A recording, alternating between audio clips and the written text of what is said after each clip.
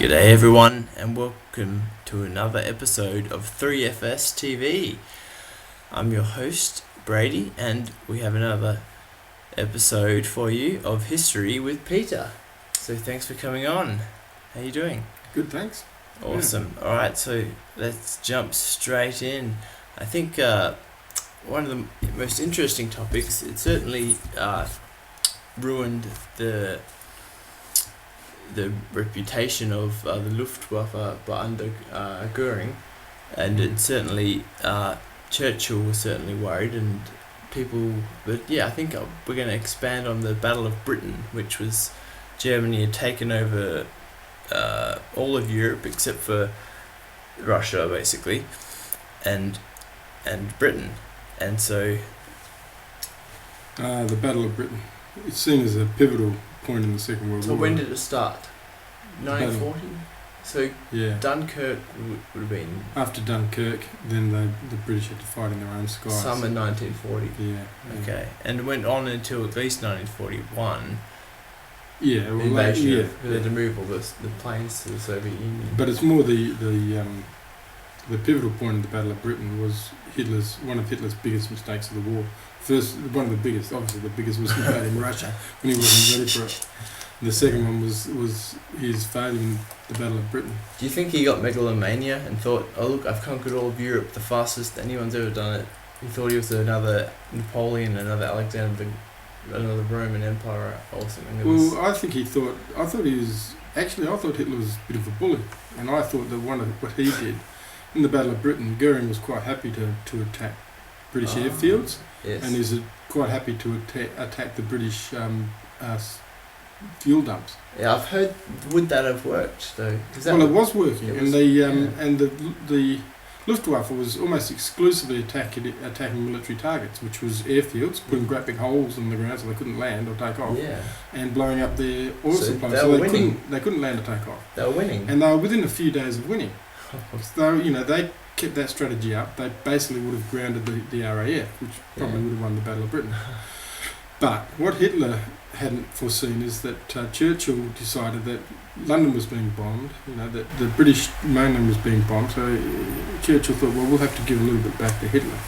So he loaded up, a few of his bombers with as much fuel as they could carry and a few bombs, and they had enough fuel to fly all the way to Berlin and halfway back. Then they had to jettison because they ran out of petrol. So when they and Hitler had promised this would never happen. Hitler had promised that this would never happen. So the British actually went in and just sort of dropped some bombs on Berlin, and the German people were shocked. How can this be that we're being attacked, we're being bombed? And so Hitler was so infuriated that he ordered the Goering and the Luftwaffe to attack British cities.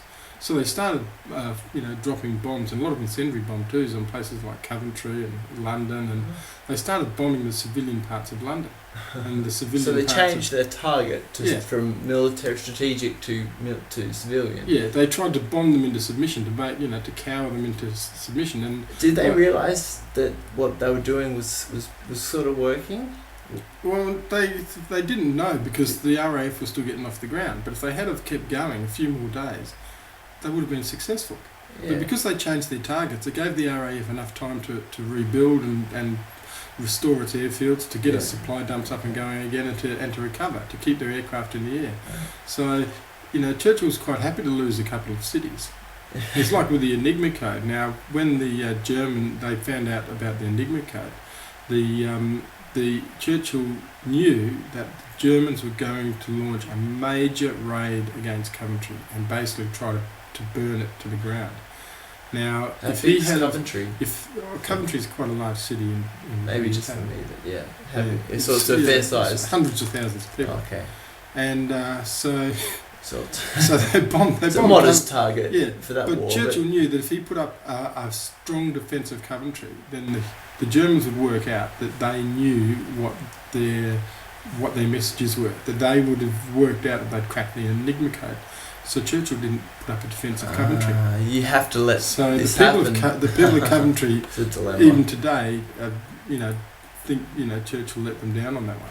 But they saved a lot more lives by not revealing the Enigma code that they knew about it than they did by allowing the cities to be bombed. And the strategy was, we can lose civilians, we can lose houses, So it was a sort of but if we approach. lose our strategic advantages, if we lose our airfields, we lose our intelligence, then... And some say Enigma was one of the key factors. It was a key factor. So they were quite happy to sacrifice cities, so the Germans didn't even have a clue that they were cracking their codes. And Churchill was a bit of a warmonger too, I think. He was still an imperialist, and he was very keen on the monarchy and the empire. And he's very popular in Britain because of his stoic stance and all that, the speeches. War and well, from the Australian point of view, he's not so much of a hero. No, because he was a lot of his poor planning was responsible for the Gallipoli debacle. That's right. He was the admiral. He was the one that sent the Australians into Crete, which was another debacle. Which is another loss.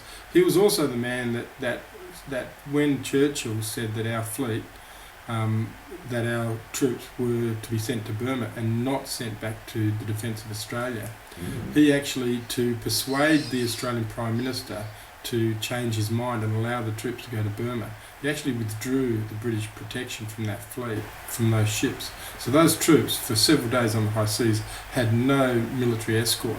Churchill was, in a way, trying to bully the Australian Prime Minister, cower him into making a decision that was in the interests of the entire empire rather than the interests of Australia. Yeah. And so Churchill doesn't always... Whilst we're on the topic of aircraft in Australia, so most people probably don't know this, but Australia has only ever been attacked once, if I'm correct, since it's been a country... Once? You mean by the Japanese? They bombed Darwin and Broome? Darwin, Broome, northwestern Australia. Cairns... I thought it was only 2 raids. No, they had dozens of raids. Really? Dozens of raids. And they also attacked, don't forget, they also got midget submarines into Sydney Harbour. So they sunk a ferry. So was that sort of just reconnaissance, something to do? That was no strategic thing. It wasn't like Hitler's plan to invade England, which is what... Operation the Japanese Sea Lion was. The Japanese extended their supply lines too far at that stage. See, they'd already made... And Hitler didn't need They'd made a mistake as well, because what the Japanese did is they just poured their troops as far south. They just kept coming. So at first, when the initial American strategy was just to halt them, and initially the Americans believed that letting the Japanese even coming into North Australia would be a good idea because they would extend their supply lines even further. What do you think? Well, I don't think it was a good idea at all. I'm Australian. But, but what if you weren't? What if Winston Churchill? I think he would... Well, I think in the end the facts prove he didn't need to deliver up North Australia to the Japanese. Because what the Americans eventually did is they actually went around the back and they cut off the Japanese supply lines.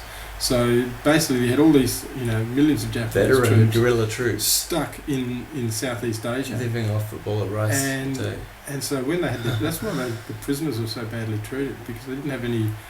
They didn't have enough for their own troops. They weren't going to give them to prisoners. That's not to justify. I read a figure that they were living on like 1 to 2 tenths of what you need to survive. They basically they allowed them to pour through, and and then they cut them off. So I know a little bit about aeroplanes in the Battle of Britain. So you have the Messerschmitt 109 on the German side. That would have been the main fighter aircraft. And then you'd have the Spitfire and Hurricane. Yeah, the Hurricane was the main British aircraft. It wasn't the Spitfire. Spitfire is the famous one because of the book Spitfire and Spitfire Pilot. It's a nice aircraft. It's the best aircraft. I think the Messerschmitt 109 had it didn't have as tight a turning circle, but I think it was faster. Well, the Americans ended up with things like Mustang, which is a better aircraft again. But early in the war, the Spitfire was the best. Well, the Germans had the Messerschmitt 262, which is a jet airplane. Yeah, that went so fast that you couldn't shoot it. It was just like. But it was too little, too late. Story I heard from someone. They said that in a book it said that the enemy aircraft was coming full tilt at them. It was a Mustang, one of the American P Mustangs. It was coming full tilt at him. And he just turned on his jets. He just went, and he was gone like that. The guy couldn't catch up to him going full war. So the Germans had some very good technology. They could have even had atomic bombs. Yeah. Yeah, but we could talk about the German system and how they structured their government, because every department in Germany, like the post office, and then what Germany did and what Hitler did is he departmentalised all of Germany. So the post office was also developing their own secret weapon, and then every department and every organisation in Germany was, if you like, segmented. That's why you had the Gestapo, then you had the SS, you had the SA, you had the army, and you had you had all those different groups, and each one of those were independent. So if there was a clash and they couldn't decide what to do, they all had to eventually go to Hitler and ask his opinion. Yeah. So he was very, he divided it so that he had the deciding say, because otherwise they'd all argue amongst themselves. No one could make a decision. They'd have to go back to Hitler. Yeah, the Führer. He believed in that he was. But that was a disaster for him. So the Battle of Britain should have saved those because they lost a lot of aircraft on both sides. But those aircraft and Measurement 109 was used right up until Kursk. But you didn't have to destroy the aircraft. If you destroyed the airfields and the fuel dumps, the aircraft can't get off the ground. It's pointless having them. So Hitler was, it was a completely foolish thing to do, believing that he could, bomb the British into submission by destroying their cities, because their cities weren't important. No. Not in the time. No, you can lose. And they had bombing range shelters, didn't they? And even at the end of the war, German cities that were manufacturing through the bombing raids by the Americans and the British, they were still manufacturing at about 60% capacity, despite everything.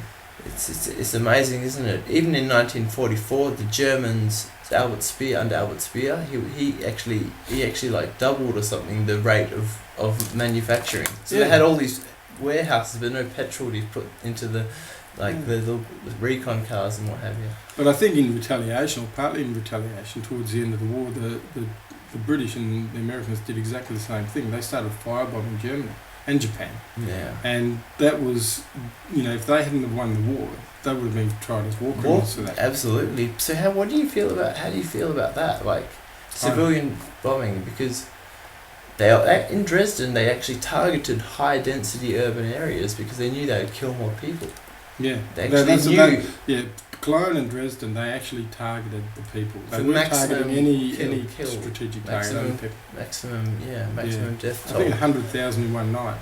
Yeah. Burned to death. And we're talking about a pretty serious way to die. That's as big as any in the war, and that's huge. Oh, yeah. That's like Hiroshima. And it was unnecessary, because Germany was defeated anyway. I know, that's my problem with it, is it was at that point, you're going to lose extra soldiers, but you're not going to kill 100,000 civilians.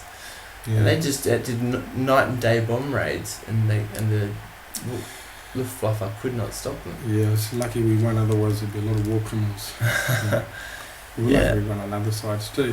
But the real turning point, and we could talk about the Russian side of the war, but I think that's another topic on its own. Yeah, I think the Battle of Britain. So the Battle of Britain was Hitler's plan to actually follow up the successful air campaign with a military invasion. It was, and he wanted to do that before Russia. So he had big plans, didn't he? Yeah, but when he put those on hold, he decided he'd take on Russia instead. And in fact, it was Russia that won the Second World War. Yeah. It wasn't the West. The West was in a holding pattern. They came in never very done late. it. But the Russians... They came in just to sort of plant the flag and said, yeah, we won, we helped win. No, they didn't do all the heavy lifting.